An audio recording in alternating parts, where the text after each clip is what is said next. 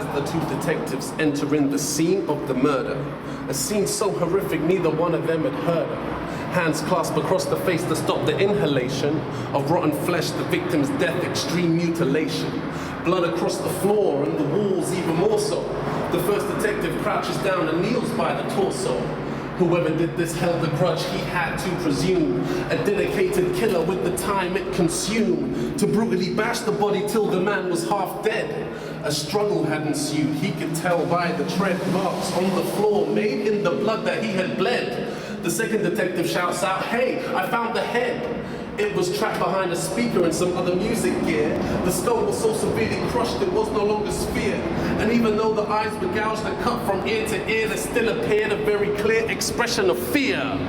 Now they found the head, they could ID the victim and get one step closer to why the killer picked him and acted out these extreme scenes of pestilence. The two detectives get to work to find more evidence and relevance to how this gruesome story had to start.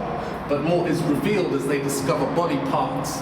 They find the left hand chopped off behind the sofa, a force inflicted on it that his body couldn't cope up. They almost missed it because down there was darker then. They pulled it out and still gripped to the severed hand was a marker pen.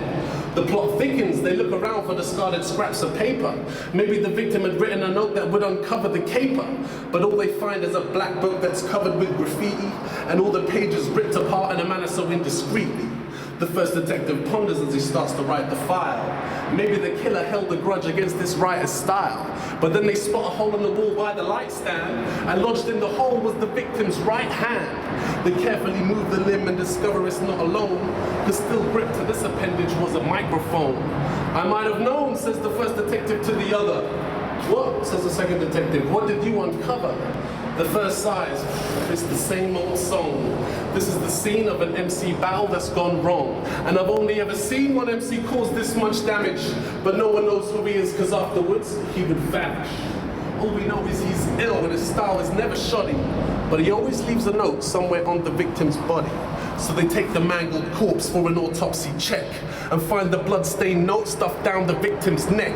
They read the note aloud to put an end to this thriller, and it read the Amber MC serial whack toy MC killer.